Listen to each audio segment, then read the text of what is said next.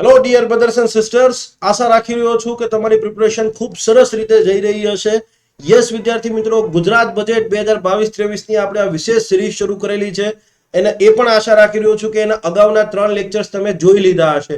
જો ન જોયા હોય તો નીચે ડિસ્ક્રિપ્શન બોક્સમાં ત્રણેય લેક્ચરની મેં લિંક જે છે એ તમને આપી દીધી છે. વિદ્યાર્થી મિત્રો, યસ આપણી જે બંને ટેલિગ્રામ ચેનલો છે કે જેમાં આ પ્રકારના જે વિડીયોઝ છે એને લિંક અને પીડીએફ ને બધું આવતું હોય છે, તો યસ જો તમે એમાં જોડાવા માંગતા હો તો એ બંનેની લિંક પણ મેં ડિસ્ક્રિપ્શન બોક્સમાં આપી દીધી છે. મારું કન્ટેન્ટ, મારું મટીરિયલ, મારા લેક્ચર્સ માત્ર ને માત્ર તમને જીપીએસસી ની પરીક્ષાઓ અને યસ યુપીએસસી માટે જ કામ લાગશે. Other non GPSC non UPSC exam માટે કામ લાગશે ને હું એડવાન્સમાં જ આપી દઉં છું. એડવાન્સમાં હું તમને કહી દઉં છું. ક્લિયર છે? તો ઓકે, આ વસ્તુ યાદ રાખશો મિત્રો. યસ, તમારો કોઈ કન્સર્ન હોય, તમારી ક્વેરી હોય, તમારું સજેશન હોય તો તમે સીધા જ મારો સંપર્ક કરી શકો છો. મારો કોન્ટેક્ટ નંબર પણ મેં ડિસ્ક્રિપ્શન બોક્સમાં આપી દીધો છે. યસ વિદ્યાર્થી મિત્રો, ટાઇટલ જોતા જ તમને કંઈક એક્સાઇટિંગ થતું હોય એવું લાગે છે કે ડેટા એનાલિટિક્સ, બજેટનું ડેટા એનાલિટિક્સ. યસ સાહેબ, આ ડેટા એનાલિટિક્સ શબ્દ છે ને અમે બહુ સાંભળીએ છીએ, છાપામાં સાંભળીએ છીએ, ન્યૂઝમાં જોતા હોતી સાંભળીએ છીએ. આ ડેટા એનાલિટિક્સ છે શું? યસ, પહેલો પ્રશ્ન. બીજી વસ્તુ કે ગુજરાત બજેટનું ડેટા એનાલિટિક્સ એટલે શું? અને ત્રીજો સૌથી મેઇન પ્રશ્ન કે આ વસ્તુ અમને જીપીએસસી ની પરીક્ષામાં ક્યાં કામ લાગશે? યસ, મેઇન અલ્ટિમેટલી તો એના માટે જ છે. યસ, તો થોડાક ફ્લેશબેકમાં જાઓ. જીપીએસસી ની 26/12/2021 ના રોજ જે પરીક્ષા હતી એમાં કદાચ તમને ખ્યાલ હોય તો એક સવાલ પૂછ્યો હતો કે નાણાકીય વર્ષ 2020-21 માં ગુજરાત રાજ્યના મહેસૂલી ખાતાની સ્થિતિ શું હતી? ખાધ હતી, પુરાંત હતી અને આંકડાઓ એ મૂક્યા હતા 21,000 કરોડની, કંઈક એક હતી 1208 કરોડ સમથિંગ. તો એ સવાલ જે છે, તો પ્રશ્ન એ થાય જીપીએસસી આવા સવાલો કાઢે છે ક્યાંથી? ઓકે, તો જીપીએસસી આગળ કઈ એવો સ્પેશિયલ સોર્સ નથી. જે સોર્સમાંથી તમે ભણો છો એ જ સોર્સમાંથી, બજેટ ડોક્યુમેન્ટમાંથી જ આ બધી વસ્તુઓ મળી રહેતી હોય છે. પણ જીપીએસસી થોડુંક એક્સ્ટ્રા માઇલ જાય છે, વધારે થોડું ડીપમાં જાય છે.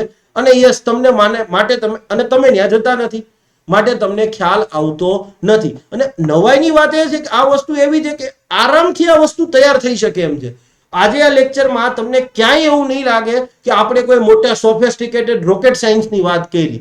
માત્ર ને માત્ર 2-3 વખત રિવિઝન કરો એટલે આ ફિગર્સ પણ યાદ રહી જશે. કયા ફિગર્સ યાદ રાખવા એની પણ વાત હું તમને કરી દઈશ. ક્લિયર છે?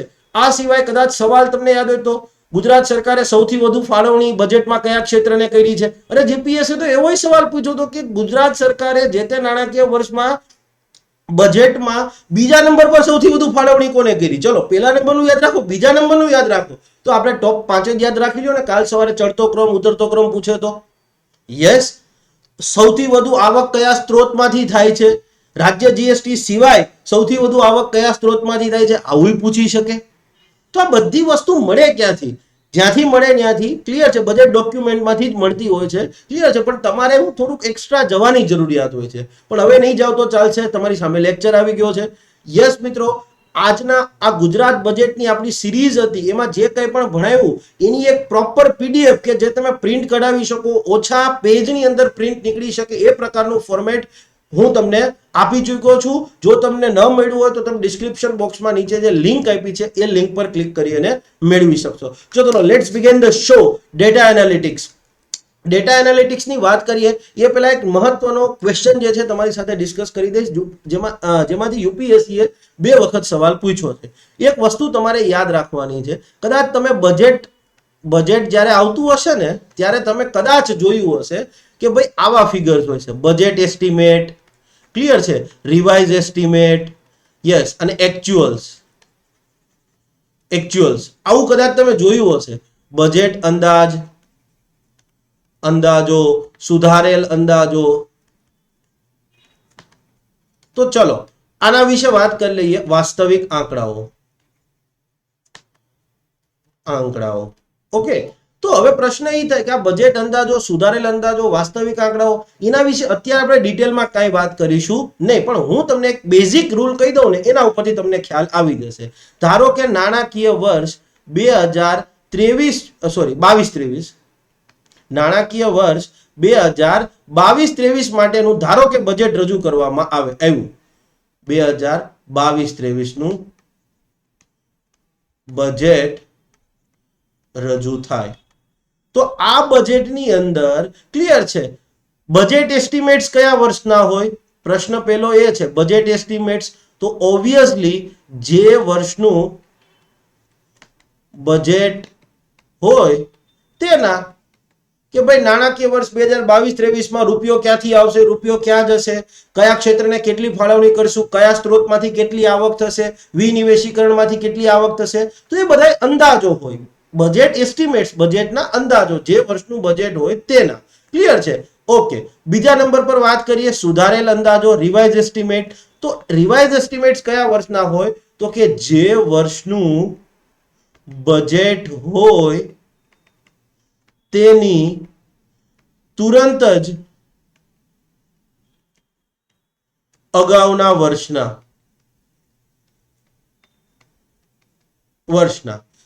માનો કે 2022-23 નું બજેટ રજૂ થાય છે, તો 2022-23 ના બજેટમાં ક્લિયર છે, યસ, જે વર્ષનું બજેટ હોય તેના બજેટ એસ્ટિમેટ અર્થાત નાણાકીય વર્ષ 2022-23 ના બજેટ એસ્ટિમેટ.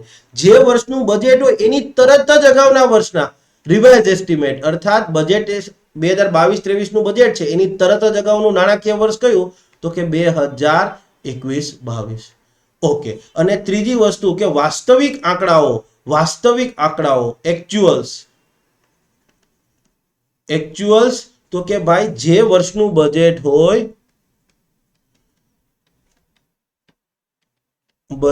હોય તેની તુરંત જ અગાઉથી પણ અગાઉના વર્ષના, જે વર્ષનું બજેટ હોય, કયા વર્ષનું બજેટ છે 2022-23, 2022-23 થી તુરંત જ અગાઉથી પણ અગાઉ, તુરંત જ અગાઉ એટલે 2021-22, અને એનાથી પણ અગાઉની વાત કરીએ તો યસ નાણાકીય વર્ષ 2020-21. હવે તમને શોક ન લાગવો જોઈએ કે 26 ડિસેમ્બર 2021 ના રોજ પરીક્ષા હતી છતાંય 2020 ના આંકડાઓ કેમ પૂછ્યા હતા. ખ્યાલ આવી ગયો? આ થોડુંક સ્માર્ટ વર્ક કરવાનું છે. જો આને ઉલટી રીતે જોવું હોય, ક્લિયર છે, તો તમને એમ કહી શકાય, ક્લિયર છે, કે લેટ્સ સે ફોર એક્ઝામ્પલ નાણાકીય વર્ષ X માટે નું બજેટ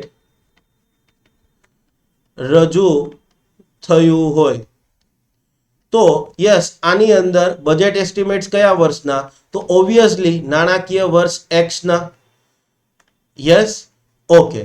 રિવાઇઝ એસ્ટિમેટ સુધારેલ અંદાજો, તો ઓબ્વિયસલી નાણાકીય વર્ષ X ની તરત જ પાછળનું X-1, અને એક્ચ્યુઅલ્સ વાસ્તવિક આંકડાઓ કયા, તો નાણાકીય વર્ષ X-2 પાછળથી પાછળના વર્ષના. ક્લિયર થઈ ગઈ વસ્તુ? તો આજે હવે માનો કે એને ઉલટી રીતે સમજી લઈએ એટલે કોન્સેપ્ટ આખો ક્લિયર થઈ જાય કે ભાઈ નાણાકીય વર્ષ 2022-23 માટેના આંકડાઓ, તો કે એના બજેટ એસ્ટિમેટ્સ ક્યારે આપણે ખબર પડી જાય બજેટના અંદાજો, તો કે જ્યારે બજેટ રજૂ થાય ત્યારે, જ્યારે બજેટ રજૂ કરવામાં આવે ત્યારે. ઓકે. એના રિવાઇઝ એસ્ટિમેટ ક્યારે ખબર પડે? ઓબ્વિયસલી એક વર્ષ પછી, તો કે ભાઈ જ્યારે નાણાકીય વર્ષ 2023-24 નું બજેટ રજૂ થાય ત્યારે. ઓકે. અને યસ એના વાસ્તવિક આંકડાઓ ક્યારે ખબર પડે, એક્ચ્યુઅલમાં શું થયું, તો કે ભાઈ જ્યારે નાણાકીય વર્ષ 2024-25 નું બજેટ રજૂ થાય ત્યારે. તમને ખબર છે યુપીએસસી એ આ વસ્તુમાંથી 2 વાર સવાલ પૂછ્યો કે જે તે નાણાકીય વર્ષમાં નાણામંત્રી બજેટ રજૂ કરે, જે તે નાણાકીય વર્ષ માટે નાણામંત્રી બજેટ રજૂ કરે ત્યારે કયા કયા આંકડાઓ રજૂ કરે છે. નાણાકીય વર્ષ માટે બજેટ રજૂ કરે ત્યારે નાણાં મંત્રી કયા કયા વર્ષના કયા કયા આંકડાઓ રજૂ કરે. તો જે વર્ષનું બજેટ હોય, ક્લિયર છે, એના બજેટ અંદાજો, એની તરત જ પાછળના વર્ષના સુધારેલ અંદાજો અને એની પાછળથી પાછળના વર્ષના વાસ્તવિક આંકડાઓ. આશા રાખી રહ્યો છું કે આ વસ્તુ ક્લિયર થઈ ગઈ હશે. ન ક્લિયર થઈ હોય તો કમેન્ટ બોક્સમાં જણાવી શકશો. હવે વાત કરીએ ડેટા અલગ અલગ મહત્વનો જે છે, જે તમારે વન લાઇનર તરીકે પૂછાઈ શકે.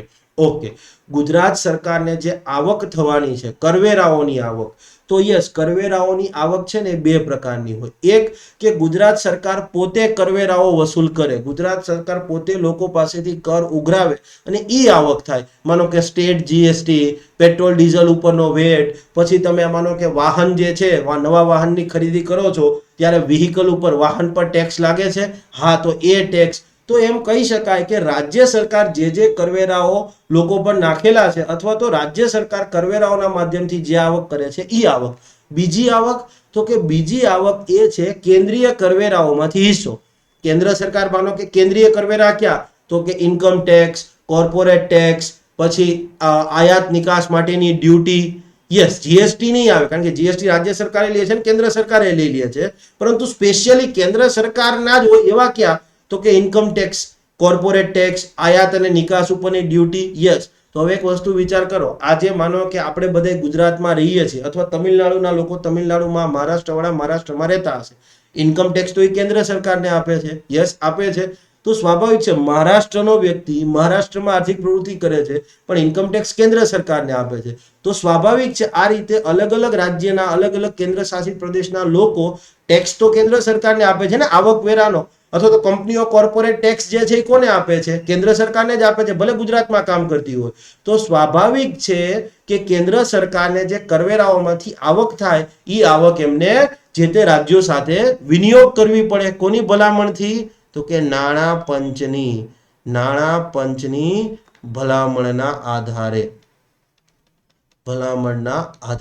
તો હવે એ તમારે યાદ રાખવાનો એક ફિગર કે યસ, કેન્દ્રીય કરવેરાઓમાંથી અહીંયા એમસીક્યુ શું આવી શકે, તો કે ભાઈ નાણાકીય વર્ષ 2022-23 નાણાકીય વર્ષ 2022-23 ગુજરાત સરકારને કેન્દ્રીય કરવેરાઓમાંથી કેટલો હિસ્સો મળવાનો અંદાજ છે, તો 28,403.6 કરોડ. આ ફિગર તમારે જ્યાં જ્યાં હું એમસીક્યુ કરી દઉં ને એ તમારે યાદ રાખવાનું છે આ લેક્ચરની અંદર.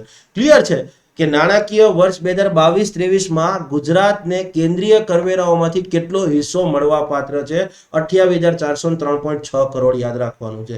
બીજી એક તમને જસ્ટ ખાલી સમજવા માટે કે ગુજરાત સરકાર જે કાંઈ પણ કરવેરાઓ લે છે, જે કાંઈ પણ કરવેરાઓ, થોડી વાર તમને ખ્યાલ આવશે, એમાંથી સૌથી ઓછી આવક, જો સૌથી વધુ તો અત્યાર સુધી પૂછ્યું છે, પણ સૌથી ઓછી આવક ક્યાંથી, તો કે મનોરંજન કરમાંથી થવાનો અંદાજ છે. અંદાજે 4.5 કરોડ રૂપિયા નાણાકીય વર્ષમાંથી મળશે. તો આ પણ તમારે એમસીક્યુ તરીકે યાદ રાખવાનું છે. સૌથી વધારે તો પૂછે જ છે, પણ કદાચ માનો કે એમનો મગજ પેલો આમ થઈ ગયો એક્ઝામિનરનો, એને પૂછ્યો સૌથી ઓછી, તો એ પણ ખબર હોવી જોઈએ કે 2022-23 ગુજરાત સરકારને કરવેરાઓમાંથી જે આવક થવાની છે એમાંથી સૌથી ઓછી આવક કયા કરવેરામાંથી, તો મનોરંજન કરમાંથી. આ વસ્તુ તમારે એમસીક્યુ. ક્લિયર થઈ ગઈ વસ્તુ? યસ. નેક્સ્ટ છે કરવેરાઓમાંથી જે આવક થાય છે, સૌથી ઓછીની તો વાત કરી ગયા. તો રાજ્યને કરવેરામાંથી જે કંઈ પણ આવક થાય છે એમાંથી સૌથી વધુ આવક ક્યાંથી, રાજ્યને કરવેરાઓમાંથી સૌથી વધુ આવક થતી હોય તેવા કરવેરાઓ, સૌથી વધારેથી સૌથી ઓછા. તો તમારે 5 યાદ રાખવાના છે કે પેલા 5 જો ચડતા ક્રમમાં, ઉતરતા ક્રમમાં ગમે એ રીતે પૂછી શકે, પણ જનરલી ઉતરતા ક્રમમાં પૂછશે. તો સૌથી વધારે આવક ક્યાંથી 2022-23 માટે, નાણાકીય વર્ષ 2022-23 માટે સૌથી વધુ આવકનો અંદાજ સરકારને એવો છે કે ભાઈ રાજ્ય જીએસટી માંથી 2022-23 વર્ષમાં આશરે યસ, ક્લિયર છે, આ કરોડમાં ફિગર્સ છે, 57,692 કરોડ રૂપિયા જે છે એ રાજ્ય સરકારને રાજ્ય જીએસટી માંથી ઉભા થશે. કોમર્શિયલ ટેક્સ, વેટ જે તમે કહો છો, એમાંથી સરકારને 31,412 કરોડ રૂપિયા ઉભા થશે. યસ, સ્ટેમ્પ ડ્યુટી અને રજીસ્ટ્રેશન ફી માંથી તો કે 12,995, ઇલેક્ટ્રિસિટી ડ્યુટી માંથી 9,153 અને વાહન પરના વેરામાંથી 4,172. તમારે આ 5 યાદ રાખવાના છે ક્રમની અંદર. આમાં તમે યસ, ચેક તો નથી કે જેથી તમને લોકોને પેલું ના થાય, પણ યસ આમાં તમારે એમ કહી શકાય કે કેટલી વસ્તુ યાદ રાખવાની છે, તો કે આ ત્રણ યાદ નહીં રાખો તો ચાલશે, આ ત્રણ યાદ નહીં રાખો તો ચાલશે, બાકી આ બે ફિગરે તમારે યાદ રાખવાના છે. ક્લિયર છે? આ પાંચે પાંચ વસ્તુ યાદ રાખવાની છે. સૌથી વધુ આવક ક્યાંથી? રાજ્ય જીએસટી માંથી. બીજા નંબર પર કોમર્શિયલ ટેક્સ, વાણિજ્ય વેરો લખ્યો અથવા તો વેટ લખ્યું હશે, યસ એમાંથી. ત્રીજા નંબર ઉપર તો કે સ્ટેમ્પ ડ્યુટી અને રજિસ્ટ્રેશન ફી. ચોથા નંબર પર ઇલેક્ટ્રિસિટી વેરો. ક્લિયર છે? અને પાંચમા નંબર પર વ્હીકલ ટેક્સ આરટીઓ ના માધ્યમથી જે લેવામાં આવે છે એ. યસ, આનો ચડતો ક્રમ ઉતરતો ક્રમ ગમે રીતે પૂછાઈ શકે, અને ફિગર્સ જે છે એ મને આ સૌથી વધુ આ વખતે પૂછાવાનો અંદાજ દેખાય છે કે 57,692 રાજ્ય ને રાજ્ય જીએસટી માંથી કેટલી આવક થવાનો અંદાજ છે, તો 57,692 કરોડ રૂપિયા. ક્લિયર છે? ઓકે. અંદાજપત્રમાં સૌથી વધુ ફાળવણી, અંદાજપત્રમાં સૌથી વધુ ફાળવણી જે છે, ક્લિયર છે, એ કોને કરવામાં આવી છે, તો પેલા પાંચ તમારે યાદ રાખવાના છે. બાજુમાં જે પર્સન્ટેજ લખ્યા છે એ એક ટાઈમે યાદ નહીં રાખો તો ચાલશે, પણ પેલા પાંચ, પેલા નંબર પર શિક્ષણ, બીજા નંબર પર ઉર્જા અને પેટ્રોકેમિકલ્સ, ત્રીજા નંબર પર શહેરી વિકાસ, ચોથા નંબર પર આરોગ્ય અને પરિવાર કલ્યાણ, અને પાંચમા નંબર પર માર્ગ અને મકાન, આરએનબી. આ વસ્તુ લેક્ચરમાં જે આપું છું ગોખવાની જ છે, 2-3 વાર પ્રેક્ટિસ કરશો એટલે ખ્યાલ આવી જ જશે, પણ કઈ રીતે યાદ રાખવાની છે અને ક્યાં કયો ડેટા ઉપયોગ કરવાનો એ ખાસ જરૂરી છે. તો પહેલા તમે યાદ રાખી લો, સૌથી વધુ ફાળવણી શિક્ષણને કરવામાં આવી છે. બીજા નંબર પર તો કે પેટ્રોલિયમ, પેટ્રોકેમિકલ્સ, ક્લિયર છે, ઉર્જા અને પેટ્રોકેમિકલ્સ. ત્રીજા નંબર પર શહેરી વિકાસ, ચોથા નંબર પર આરોગ્ય, અને પાંચમા નંબર પર આરએનબી. તો બાજુમાં મેં ફિગર્સ લખ્યા છે એ શું છે, તો કે અંદાજપત્રના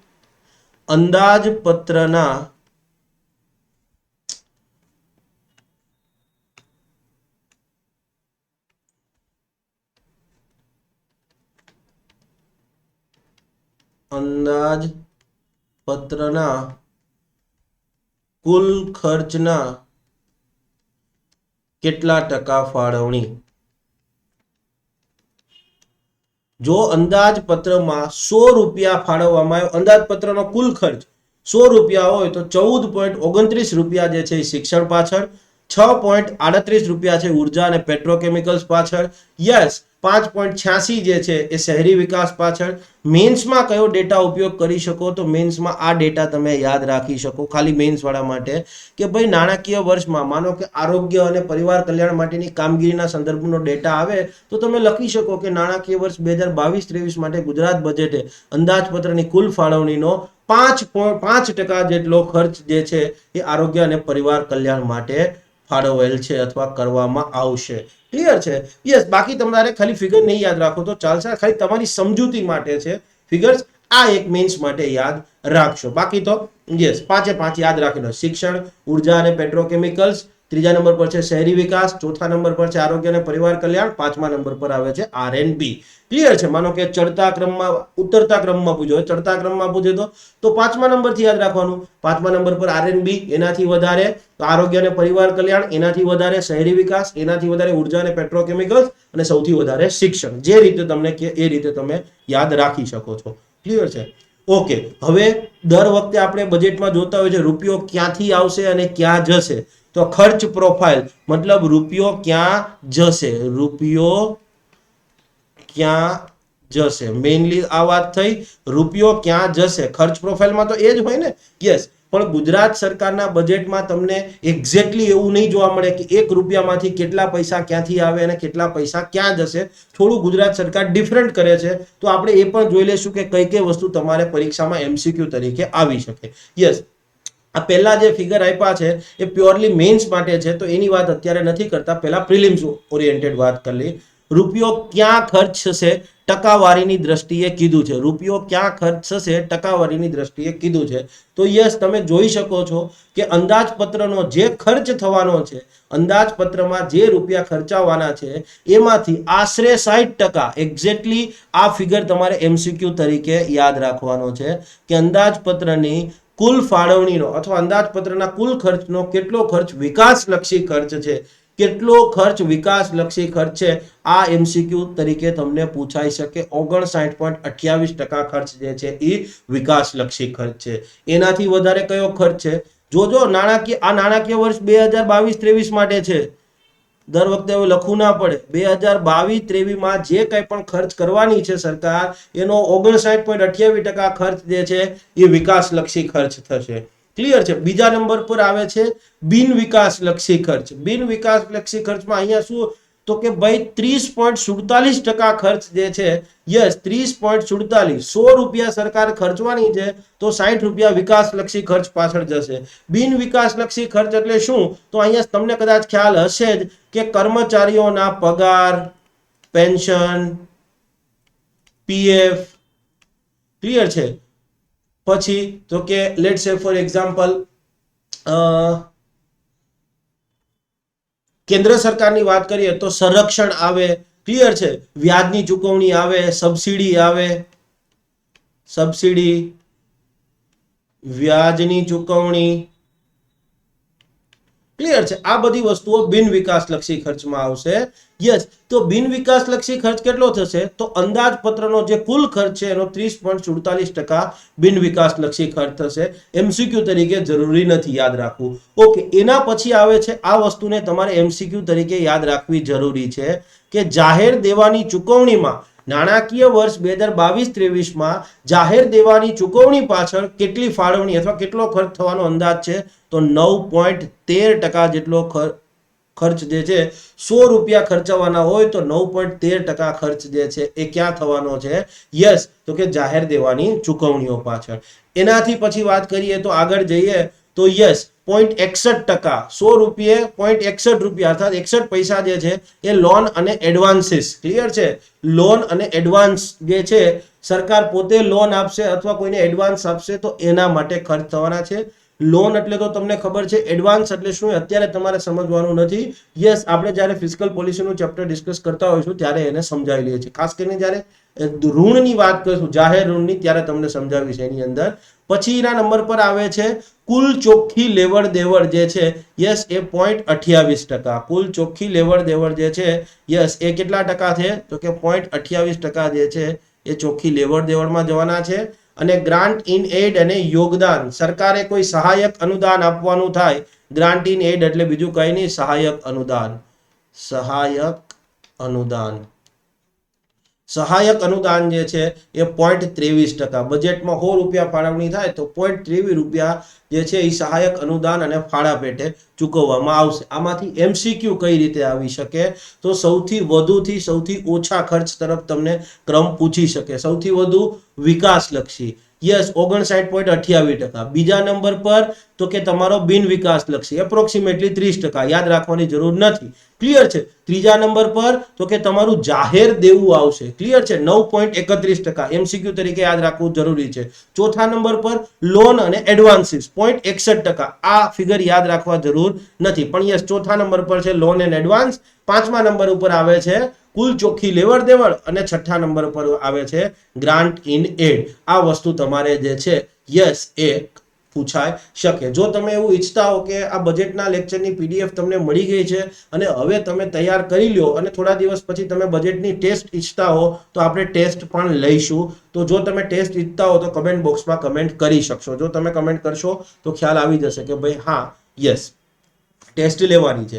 હવે જે ફાળવણી કરી છે, બજેટમાં જે ફાળવણી કરવામાં આવી છે, ઇન શોર્ટ ખર્ચ, ફાળવણી, તો યસ, ઈ ફાળવણીના જુઓ તમે 21.36% જેટલી રકમ, ફાળવણીની 21.36% જેટલી રકમ શિક્ષણ, રમતગમત, સાંસ્કૃતિક બાબતોને ફાળવવામાં આવી છે. 21 બજેટમાં 100 રૂપિયા ફાળવેલા હોય, ટોટલ 100 રૂપિયા ફાળવા છે, તેમાંથી 21.36 રૂપિયા ક્યાં ફાળવા છે, તો કે શિક્ષણ અને રમતગમત અને સાંસ્કૃતિક બાબતોમાં. કૃષિ, સિંચાઈ અને ગ્રામીણ વિકાસમાં કેટલી ફાળવણી કરી છે, તો કે 17.76% જેટલી, 17.76% જેટલી ફાળવણી જે છે એ કૃષિ, સિંચાઈ અને ગ્રામીણ વિકાસમાં કરી છે. પાણી પુરવઠો, યસ, સ્વચ્છતા, આવાસ અને શહેરી વિકાસમાં તો કે 15.43% જેટલી ફાળવણી કરી છે. ઉદ્યોગ, ઉર્જા અને ખાણ ખનીજમાં તો કે 15% જેટલી ફાળવણી કરી છે. આરોગ્ય અને પરિવાર કલ્યાણ, આ વસ્તુ તમારે મેઇન્સમાં યાદ રાખવાની છે. મેઇન્સમાં કયો કયો ડેટા તમે લખી શકો, તો કે યસ, નાણાકીય વર્ષ 2022-23 માં, નાણાકીય વર્ષ 2022-23 માં ગુજરાત સરકારે એમની જે કુલ ફાળવણી છે એની 8.54%, 8.54% જેટલી ફાળવણી આરોગ્ય અને પરિવાર કલ્યાણ માટે ફાળવી છે. યસ, 8.54% જેટલી. ક્લિયર છે? યસ, તમે કદાચ એમ વિચારતા હશો કે સાહેબ અહીંયા તમે 5.1% કીધું હતું ને અહીંયા આરોગ્ય અને પરિવાર કલ્યાણમાં કેમ વધી ગયું?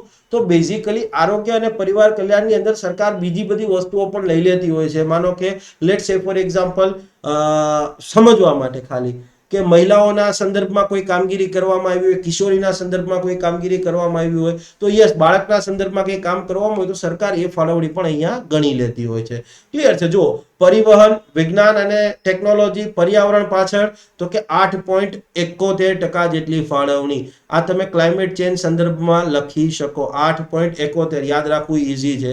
તો યસ, મેન્સ માટે તમારે યસ આ એક વસ્તુ મેન્સ માટે યાદ રાખશો, આ એક વસ્તુ મેન્સ માટે યાદ રાખશો, કૃષિનું મેન્સ માટે યાદ રાખશો અને શિક્ષણનું મેન્સ માટે યાદ રાખશો. બાકી કદાચ નહીં યાદ રાખો તો ચાલશે, પણ આ 4 ફિગર તમારે મેન્સ વાળાએ ખાસ યાદ રાખવા જરૂરી છે. ક્લિયર છે? યસ, નાણાકીય વર્ષમાં સરકારની આવક પ્રોફાઇલ. હવે આવક પ્રોફાઇલ ઇટ મીન્સ રૂપિયો ક્યાંથી આવશે, રૂપિયો ક્યાંથી આવશે. તો જો ક્વેશ્ચન એમ લખો, યાદ કરો કે ભાઈ અંદાજપત્રમાં જે ખર્ચ થવાનો છે એમાંથી વિકાસલક્ષી ખર્ચ કેટલો? તો 59.28, 59.28%. ભૂલતા નહીં. અને દેવાની ચૂકવણી 9.13. ચલો, તો સૌથી વધુ આવક જે છે તો જોઈ લ્યો. હવે તમને ક્યાંથી આવક છે તો કે ભાઈ સ્ટેટ જીએસટી છે. સ્ટેટ જીએસટી સરકારને 100 રૂપિયા આવક હોય નાણાકીય વર્ષમાં 2022-23માં સરકારની આવક 100 રૂપિયા હોય તો 23.93 રૂપિયા જે છે યસ એ સ્ટેટ જીએસટી માંથી આવે છે. 21.15 રૂપિયા છે એ જાહેર દેવામાંથી આવે છે. ક્લિયર છે? યસ. 25.8% જે છે યસ એ રાજ્ય કરવેરાઓ એસજીએસટી સિવાયના. ક્લિયર છે? રાજ્ય જીએસટી સિવાયના, રાજ્ય જીએસટી સિવાયના જે કરવેરાઓ છે યસ એમાંથી 100 રૂપિયા 25.8 રૂપિયા આવે છે. યસ, કેન્દ્રીય કરવેરાઓમાંથી હિસ્સો જે છે યસ એ 11.78, 11.78 રૂપિયા જે છે કેન્દ્રીય કરવેરાઓમાંથી હિસ્સો આવવાનો છે. પછી બિન કરપાત્ર આવક. બિન કરપાત્ર આવક એટલે શું કહી શકાય કે માનો કે આ જીપીએસસી ની તમે ફોર્મ ફી ભરો છો, અથવા ડ્રાઇવિંગ લાયસન્સ લેવા જાઓ છો, લર્નિંગ લાયસન્સ લેવા જાઓ છો, કે પછી વાહનનું રજીસ્ટ્રેશન કરાવો, આરસી બુક લેવા માટે તમે કંઈ ફી ભરો છો. યસ, પછી તો કે તમારો કે બાંધકામની પરમિશન લેવા માટે, બિન ખેતી કરાવવા માટે જે કંઈ પણ ચાર્જ આપો છો. Yes, step. તો એ બધી વસ્તુઓ જે છે એ તમારી ક્યાંથી આવશે? નોન ટેક્સ રેવન્યુ ગણાશે. ક્લિયર છે? યસ, કેન્દ્ર સરકારથી મળવાપાત્ર સહાયક અનુદાન તો કે 6.63%. યસ, 3.24% જેટલી જાહેર ખાતાની આવક થવાની છે અને ભૂતકાળની લોનની વસૂલાતમાંથી 0.1% જેટલી. હવે તમારે અહીંયા યાદ શું રાખવાનું છે? ક્લિયર છે? યસ, તમારે અહીંયા યાદ રાખવાનું એ છે કે સૌથી વધુ આવક જે છે સ્ત્રોતમાંથી, તો પહેલા નંબર પર શું આવશે? પહેલા નંબર પર શું આવશે મિત્રો? તો પહેલા નંબર પર એવું આવશે કે ભાઈ યસ એસજીએસટી સિવાયના રાજ્ય કરવેરા. બીજા નંબર પર શું આવશે? 25.8% હતું, આ પહેલા નંબર પર આવે. બીજા નંબર પર તો કે એસજીએસટી સ્વયં આવશે, રાજ્ય જીએસટી. યસ, ત્રીજા નંબર પર શું આવે છે જોતા તમને તો આ 21 દેખાય છે. તો ત્રીજા નંબર પર જાહેર દેવામાંથી, જાહેર ઋણના માધ્યમથી સરકાર જાહેર ઋણ લેશે, બજારમાંથી ઋણ ઉપર રૂપિયા લેશે, વ્યાજે રૂપિયા લેશે. અને ચોથા નંબર પર શું આવે છે તો કે કેન્દ્રીય કરવેરાઓમાંથી હિસ્સો, કરવેરાઓમાંથી હિસ્સો. આ તમારે એમસીક્યુ તરીકે યાદ રાખવાનું છે. ક્લિયર છે કે ગુજરાત ક્વેશ્ચન એમ આવે કે નાણાકીય વર્ષ 2022-23માં ગુજરાત સરકારને સૌથી વધુ આવક થયેલ હોય તેવા સ્ત્રોત. ક્લિયર છે? અને પછી મૂકી દે ચડતા ક્રમ, ઉત્તર ક્રમ. તમારે આ પેલી 4 વસ્તુ યાદ રાખવાની છે. હવે પ્રશ્ન એ થાય કે સાહેબ રાજ્યમાં એક એસજીએસટી, સ્ટેટ જીએસટી, રાજ્ય જીએસટી તો ખબર છે, એના સિવાયના અન્ય કરવેરાઓ ક્યાં ક્યાં? કઈ વાંધો નહીં, એની પણ ખબર પાડી દઈએ છીએ. જો આ રાજ્ય જીએસટી થયો, આ રાજ્ય જીએસટી થયું. તો એની સિવાયના કરવેરા ક્યાં? તો કે રાજ્ય સરકારનો વેટ અથવા તો જેને કોમર્શિયલ ટેક્સ કહીએ છીએ એ, સ્ટેમ્પ ડ્યુટી અને રજિસ્ટ્રેશન, વીજળી ડ્યુટી, વીજળી ઉપરનો કર, ઇલેક્ટ્રિસિટી ડ્યુટી, વાહન પરનો કર, central sales tax, state sales tax, જમીન મહેસૂલ.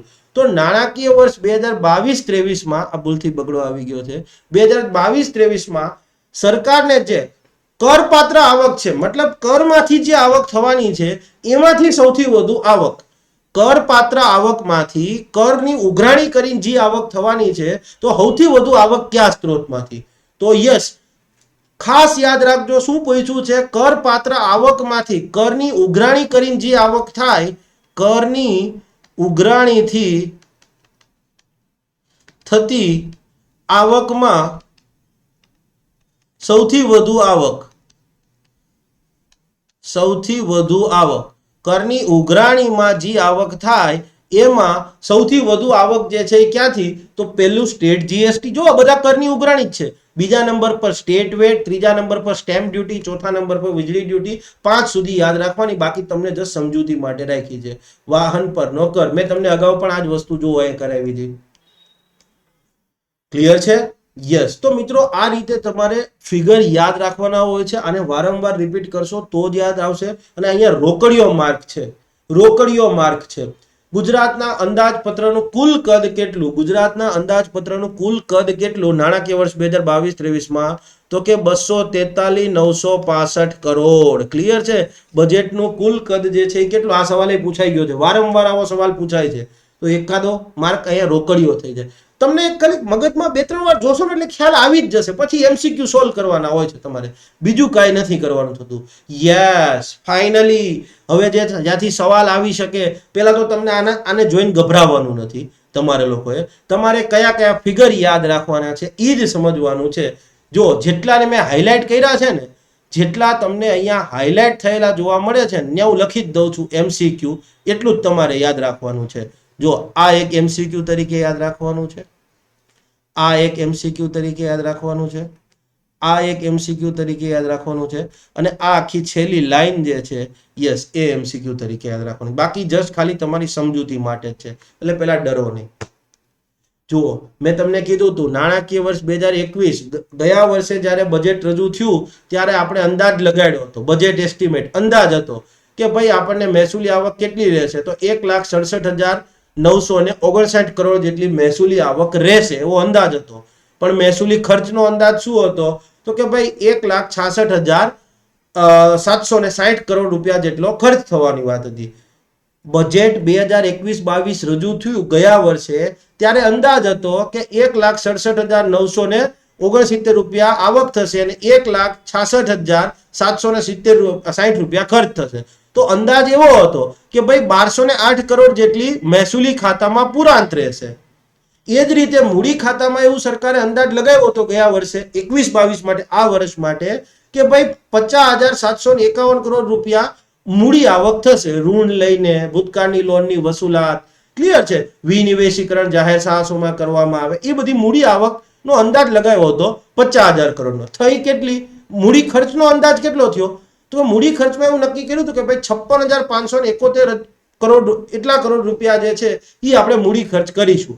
તો અંદાજ એવો હતો કે ભાઈ 5820 કરોડ રૂપિયાની જે છે એ મૂડી ખાતામાં ખાધ આવશે. જો નેગેટિવ જુઓ ને તમે, નેગેટિવ સંજ્ઞા ખાધ છે, પોઝિટિવ સંજ્ઞા પુરાણ છે. ક્લિયર છે? જ્યાં ક્યાંય પણ તમે પ્લસ જુઓ તો એ તમને પુરાણ છે.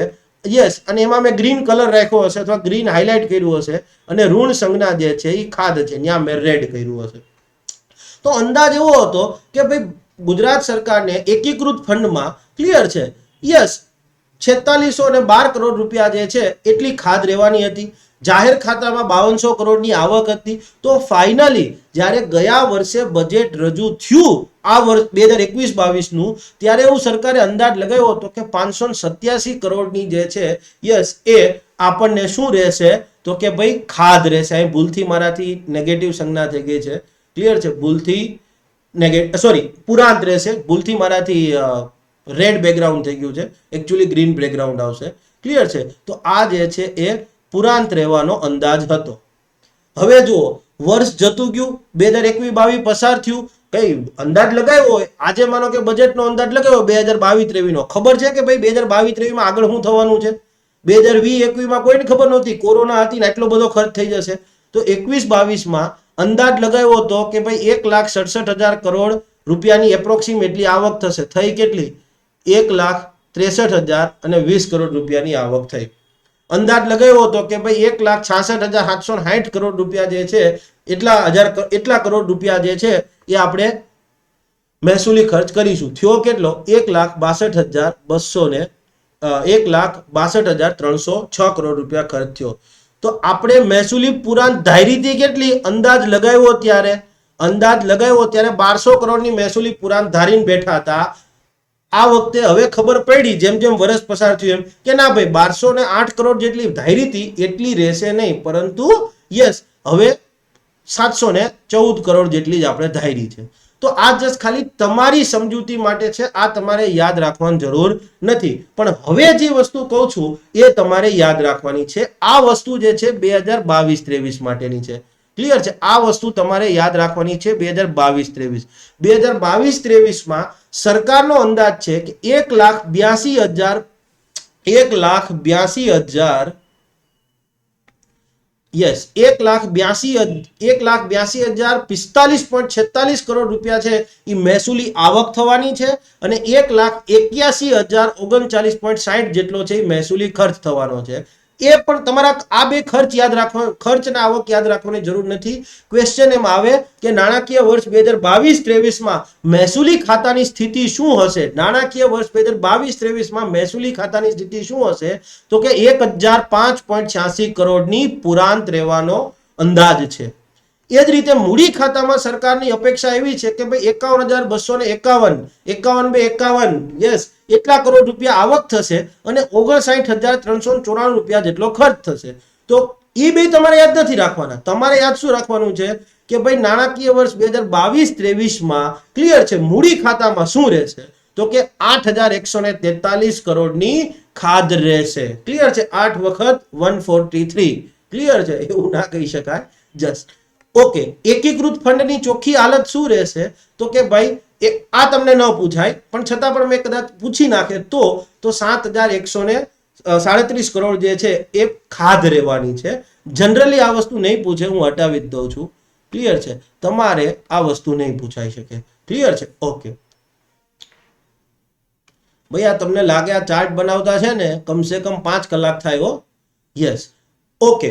જાહેર ખાતામાં તો કે 7,805 કરોડ રૂપિયા જેટલી આવક થવાનો અંદાજ છે. તો એકંદરે 2022-23 ના નાણાકીય વર્ષમાં એકંદરે શું રહેવાનું છે? તો કે ભાઈ પુરાંત રહેવાની છે. એકંદરે તમારી પુરાંત રહેવાની છે. કેટલી પુરાંત રહેવાની છે? તો કે ભાઈ 668.9 કરોડ રૂપિયા. 668.9 કરોડ રૂપિયા જે છે એ તમારી પુરાંત રહેવાની છે. આ 3 ફિગર યાદ રાખવાના છે. અને યસ તમારે એ પણ યાદ રાખવાનું છે કે નાણાકીય વર્ષ 2021-22 ના સુધારેલ અંદાજ મુજબ બજેટની સ્થિતિ તો કે 6,359.75 કરોડ રૂપિયાની પુરાંત. કદાચ આ કશું યાદ નહીં રાખો, આ કશું યાદ નહીં રાખો તો એક ટાઈમે ચાલશે, હું ના નથી પાડતો, પણ તમારે આ વસ્તુ જે છે એ યાદ રાખવાની છે. ક્લિયર છે? તો હું એકવાર ચેકી નાખું છું અને ફરીથી તમને લખી દઉં છું બધું. ક્લિયર છે? યસ જુઓ, પોઝિટિવ સંજ્ઞા પોઝિટિવ હોય તો પુરાંત, નેગેટિવ લખ્યું છે તો યસ નેગેટિવ સંજ્ઞા ખાધ સૂચવે છે.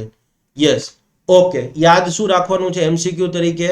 નાણાકીય વર્ષ 2022-23 માં ક્લિયર છે મહેસૂલી ખાતાની સ્થિતિ શું રહેશે? તો કે 1,000 કરોડની પુરાંત. મૂડી ખાતાની સ્થિતિ શું રહેશે? તો કે ભાઈ 8,143 કરોડની ખાધ. બજેટની એકંદર સ્થિતિ શું રહેશે? તો કે ભાઈ 668.9 કરોડની પુરાંત. બસ આ 3 તો યાદ રહેશે ને ભાઈ, બીજું કાંઈ યાદ નહીં રાખો તો ચાલશે. આ 3 યાદ રહી જાય એટલે ઘણું છે. આ 3 ને નોટ ડાઉન કરી લેજો. નાણાકીય વર્ષ 2022-23 માં મહેસૂલી ખાતામાં તો 1,000 કરોડ જેટલી પુરાંત રહેવાની છે. મૂડી ખાતામાં તો 8,000 કરોડ જેટલી ખાધ રહેવાની છે. એકંદરે તો કે 668 સમથિંગ જે છે એટલી પુરાંત રહેવાની છે. આટલું તો યાદ રહેશે ને? બસ આટલું જ યાદ રાખજો. આ કેવું છે તમારી સમજૂતી માટે છે. ફિસ્કલ પોલિસીનો લેક્ચર હોય તો તમે મારી આગળ પેલા બજેટ ભણી ગયા હોય, બજેટની બધી વસ્તુઓ ભણી ગયા હોય ને તો આ તમારા માટે સમજવું ઈઝી બની જાય. ક્લિયર છે? પણ કઈ વાંધો નહીં. ઓકે, જુઓ 2022-23 બજેટની એકંદરે અંદાજિત રાજકોષીય સ્થિતિ, તો એક આપણે જોઈ ગયા બજેટની સ્થિતિ શું છે, તો કે 668.9 કરોડની પુરાણ છે, 668.9 કરોડની પુરાણ છે. પણ મેં તમને કીધું હતું કે વ્યવસાય વેરામાં છૂટછાટ આપી છે. 12,000 રૂપિયા સુધીની માસિક આવક હોય તો એની પાસે કોઈ વ્યવસાય વેરો નહીં લેવાનો, અને આ વ્યવસાય વેરો નથી લેતા તો મેં તમને કીધું 108 કરોડનું નુકસાન ગયું છે. લેક્ચર 3 મેં તમને કીધું હતું. યસ, તો ક્વેશ્ચન એમ આવે, ઓકે, તો હવે સ્વાભાવિક છે કે આ બજેટમાં સ્થિતિ શું રહેવાની છે, 668 કરોડની પુરાંત રહેવાની છે. પણ સરકારે આ કરમાં માફી આપી, એના કારણે 108 કરોડ રૂપિયા જેટલું નુકસાન પણ જવાનું છે. આવક થવી જોઈતી હતી, એ થશે નહીં. તો ચોખ્ખી રાજકોષીય સ્થિતિ શું આવશે? 560.9 કરોડ રૂપિયા. જો તમને એમ પૂછે કે આ ખાસ બધી વસ્તુ MCQ તરીકે યાદ રાખવાની છે. MCQ 3 વસ્તુ MCQ તરીકે તમારે આવશે હો ભાઈ, કોઈ પણ વસ્તુ પૂછાઈ શકે.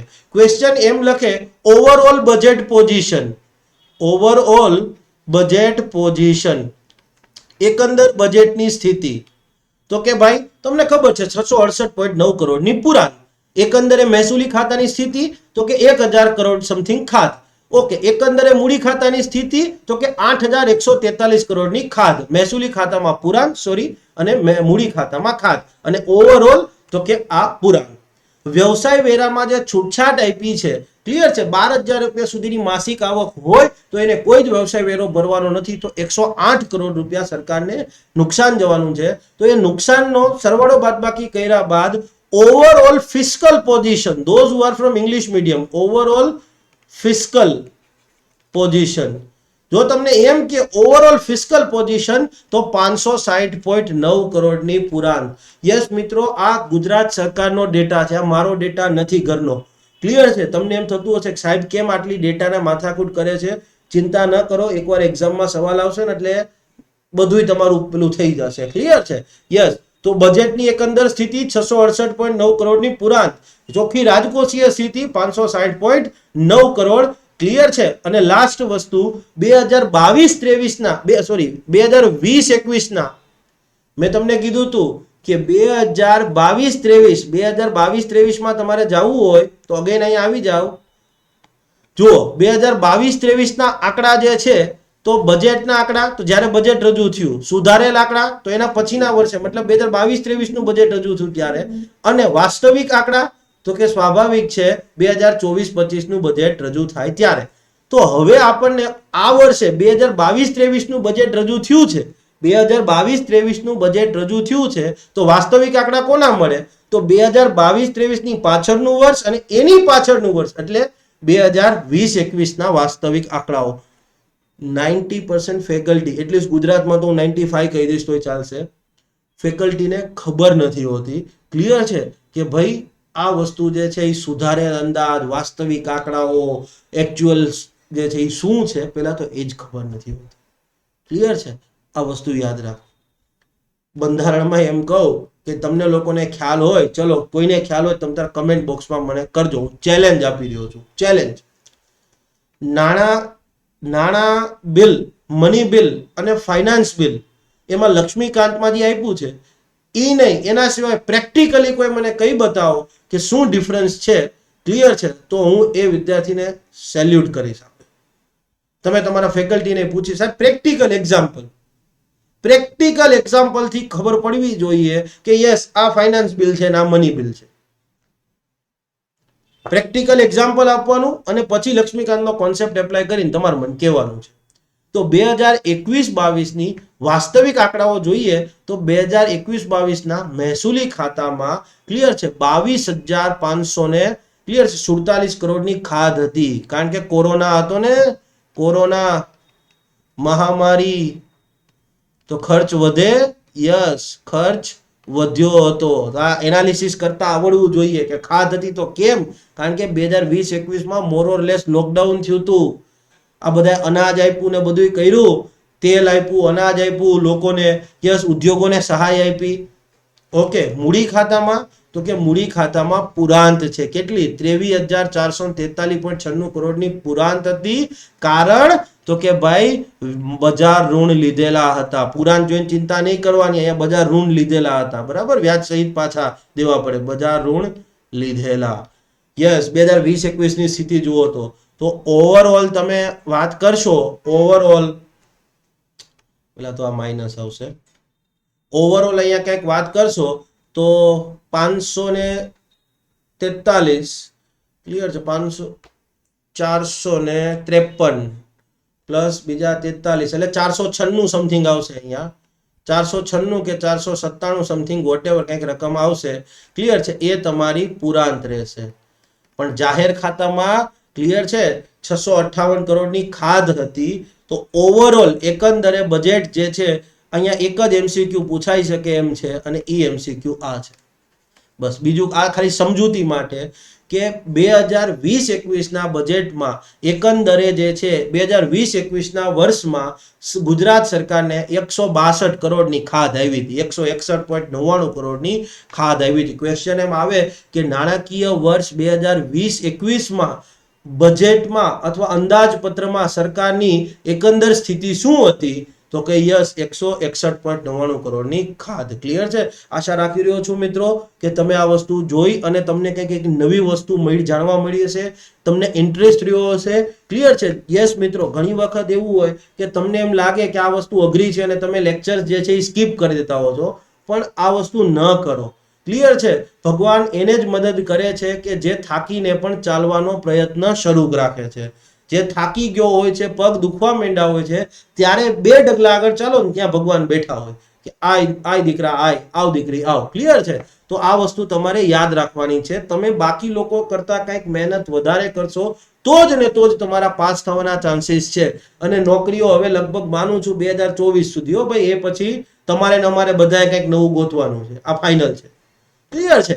યસ મિત્રો, ચલો, આશા રાખી રહ્યો છું કે આ ગુજરાત બજેટની સિરીઝ જે છે એ તમને મજા આવી હશે.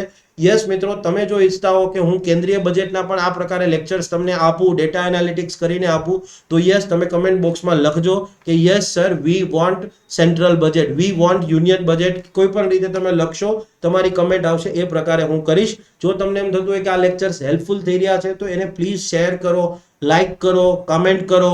યસ, એટલીસ્ટ તમારી કમેન્ટ, તમારી લાઇક્સ જે છે એ કોઈ પણ યુટ્યુબર હોય, ચાહે ભુવન બામ લઈ લ્યો કે અમિત ભડાના લઈ લ્યો કે આશીષ ચંચલાની લઈ લ્યો, એવરીવન, કોઈ પણ યુટ્યુબરને એક વસ્તુ તો હોય કે એમનું જે ફેમિલી છે, યસ, એ એમને સપોર્ટ કરે. યસ, તમે એક લાઈક કરશો તો સ્વાભાવિક છે કે એક મોટિવેશન મળશે કે હા, છોકરાઓની નજરમાં આપણે એક સારું કામ કરી રહ્યા છીએ. ક્લિયર છે? બાકી કોઈ એવું હોતું નથી. ક્લિયર છે? યસ, તો do like, comment and subscribe. તમારી કંઈ પણ સજેશન હોય તો પણ એ તમે જણાવી શકો છો. અને જો કેન્દ્રીય બજેટની સિરીઝ જોતી હોય તો એ પણ તમે જાણ કરી શકો છો. યસ મિત્રો, બાકી લાસ્ટમાં એટલું જ કહીશ કે જય હિન્દ, જય જય ગરવી ગુજરાત, મારો દેશ મારી પહેચાન, મારું રાજ્ય મારું સ્વાભિમાન.